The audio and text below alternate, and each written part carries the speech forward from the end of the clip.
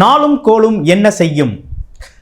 Next gen நேயர்கள் அனைவருக்கும் அன்பான வணக்கங்கள். நான் உங்கள் வாழ்க வளமுடன் ஜோதிடர் ஸ்ரீ குரு சுந்தர வடிவேல். இப்போ பார்த்தீங்கன்னாக்க புரட்டாசி மாத பலன்கள் 2025 வரக்கூடிய இந்த புரட்டாசி மாத பலன்கள் எப்படி இருக்க போகுது, என்ன விதமான மாற்றங்கள் முன்னேற்றங்கள் நம்மளோட வாழ்க்கையில் இருக்க போகுது அப்படிங்கிறத முழுமையாக பார்க்க இருக்கிறோம். இந்த புரட்டாசி மாதத்தோட ஸ்பெஷலே என்னன்னு கேட்டிங்கனாக்க 4 விதமான கிரக பயிற்சிகள் நடக்குதுங்க. சூரிய பகவானோட கிரகப்பயிற்சி, புதன் பகவானோட கிரகப்பயிற்சி, சுக்கிர பகவானோட கிரகப்பயிற்சி, செவ்வாய் பகவானோட கிரகப்பயிற்சின்னு 4 விதமான கிரகப்பயிற்சிகள் இருக்குது. வாழ்க்கையே புரட்டி போட்ட மாதிரி ஒரு மாற்றம் அப்படிங்கிறது ஒவ்வொரு ராசிக்கும் நடக்க இருக்குது. அதில் எந்த மாற்றமும் இல்லை. கடைசி மட்டும் வீடியோவை பாருங்கள், அவ்வளவு மெசேஜ் இதில் இருக்குது. உங்களுக்கு என்னென்ன விதமான மாற்றங்கள் இருக்குது, தொழில் மாற்றம் எப்படி இருக்கும், வேலை மாற்றம் எப்படி இருக்கும், நினைத்த காரியங்கள் நடக்கக்கூடிய, ஆசைகள் நிறைவேறக்கூடிய விஷயங்கள் எப்படி நடக்கும், புத்திசாலித்தனத்தை விட்டு பயன்படுத்தக்கூடிய வியாபாரம் சார்ந்த நுணுக்கங்கள்லாம் எப்படி இருக்க போகுது அப்படிங்கிற 4 கிரகங்களின் மாற்றங்களும் 4 விதமான விஷயங்களை நம்ம பிரித்து கொடுக்க இருக்கிறோம். அந்த வகையில் பார்த்தீங்க அப்படின்னு கேட்டிங்கன்னா புரட்டாசி மாதத்தில் பார்த்தீங்கன்னா மிகப்பெரிய சிறப்பு என்னன்னு கேட்டோம்னா இந்த 4 கிரகங்களோட மாற்றங்களும் 4 விதமான சிறப்பு பலன்களோட அமைஞ்சிருக்கு. நட்சத்திர பலன்களும் இருக்குது.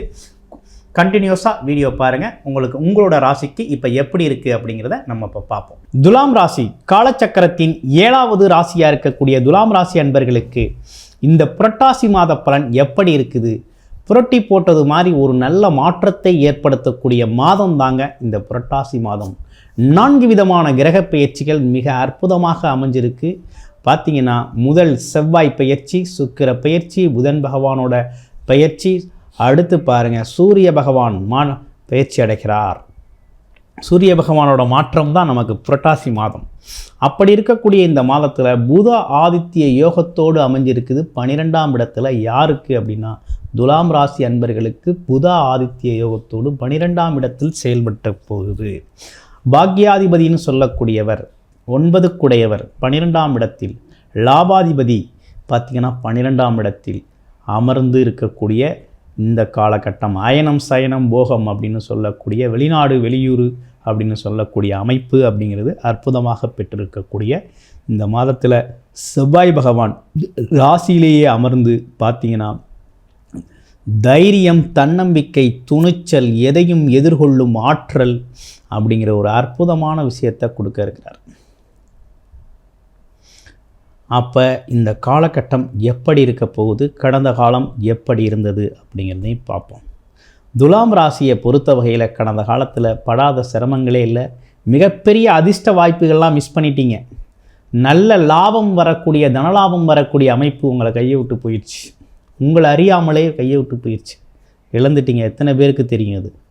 அது மட்டும் இல்லாமல் இப்போ என்னென்னு கேட்டிங்கன்னா வேலை தொழில் சார்ந்த நெருக்கடிகளை நிறைய சந்திச்சாச்சு, குடும்ப பிரச்சனைகளை நிறைய சந்திச்சாச்சு, விரைய செலவுகள், ஏகப்பட்ட விரைய செலவுகளை சந்திச்சாச்சு. நிறைய பேருக்கு வேலை இல்லை, தொழில் அமைப்புகளில் லாபம் இல்லை, ஒரே டென்ஷன், ப்ரெஷர். அதுவும் பார்த்திங்கன்னா 10ஆம் இடத்துல உங்களோட ராசிநாதன் பகை வீட்டில் போய் அமர்ந்ததுனால பார்த்திங்கன்னா தொழில் சம்மந்தப்பட்டு ஒரு வருமானம் அதில் ஒரு எடுக்கவே முடியல. ஒரு மாதிரி டென்ஷன், ஒரு குழப்பமான சூழ்நிலை. வீட்டில் ஒன்று மாற்றி ஒன்று பார்த்திங்கன்னா ஒரே விரைய செலவுகள், மனைவி, குழந்தைகள், அப்பா அம்மா, உங்களுக்கு அப்படின்னு சொல்லி பல்வேறு விதமான விரைய செலவுகள். மெயினாக பார்த்திங்கன்னா கொஞ்சம் நெருக்கடிக்கு உட்பட்ட உங்களுக்கு இந்த காலகட்டம் ஒரு பிரகாசமான காலகட்டமாக இருக்கிறது. இந்த புரட்டாசி மாதம், புரட்டாசி மாதம் அப்படிங்கிறது ரொம்ப அற்புதமான மாதங்க துலாம் ராசிக்கு. என்ன காரணம் அப்படின்னா வேலை தொழிலில் ரொம்ப சிக்கலாக போச்சு. காரணம் செவ்வாய் சனி அப்படியே நேருக்கு நேராக பார்த்துக்கிட்டு 12ஆம் இடத்துல பார்த்துட்டு நிறைய பேர் சண்டை போட்டுக்கிட்டு வேலையை விட்டு வெளில வந்தாச்சு. ஆமாம், அதே நேரத்தில் சில பேருக்கு வெளியில் போகும் அப்படிங்கிற மனநிலையும் உருவாயிருச்சு. அந்த மாதிரிலாம் ஏற்பட்ட இந்த காலத்தில் பார்த்திங்கன்னா இப்போ ராசியிலே செவ்வாய் பகவான் இந்த தைரியம், தன்னம்பிக்கை, துணிச்சல், மனக்குழப்பத்திலிருந்து வெளியே வர்றது, அது மட்டும் இல்லாமல் எதையும் சமாளிக்கலாம் அப்படிங்கிற துணிச்சல் தைரியத்தை கொடுக்க இருக்கிறாரு. அதே போல் ராசிநாதன் அப்படின்னு சொல்லக்கூடிய சுக்கிர பகவான் லாபஸ்தானத்தில் போய் அமர்றாரு. அப்போ வருமானம், லாபத்தை, தொழில் லாபத்தை நோக்கி பயணம் செய்யக்கூடிய மாதம் இந்த மாதம். வேலை தொழிலில் இருந்த நெருக்கடியெல்லாம் மாறுதுங்க. அப்படியே அடியோடு மாறுது. உங்கள் வேலை தொழிலில் உங்களுக்கு தொந்தரவு கொடுத்துக்கிட்டு இருந்த சக பணியாளர்கள், சக ஊழியர்கள், மேலதிகாரிகளோட இன்னல்கள்லாம் மாறக்கூடிய ஒரு காலகட்டம் இது. சுக்கிர பகவான் நேரடியாக வந்து 5ஆம் இடத்தை பார்க்குறார், பாக்கியஸ்தானத்தை பார்க்குறார். ஆசைகள், எண்ணங்கள், கனவுகள் நிறைவேறக்கூடிய அமைப்பு அற்புதமாக கொடுக்கிறார். குரு பகவான் சுயசாரம் பெற்று 9ஆம் இடத்திலிருந்து உங்களுடைய ராசியை பார்க்குறார்.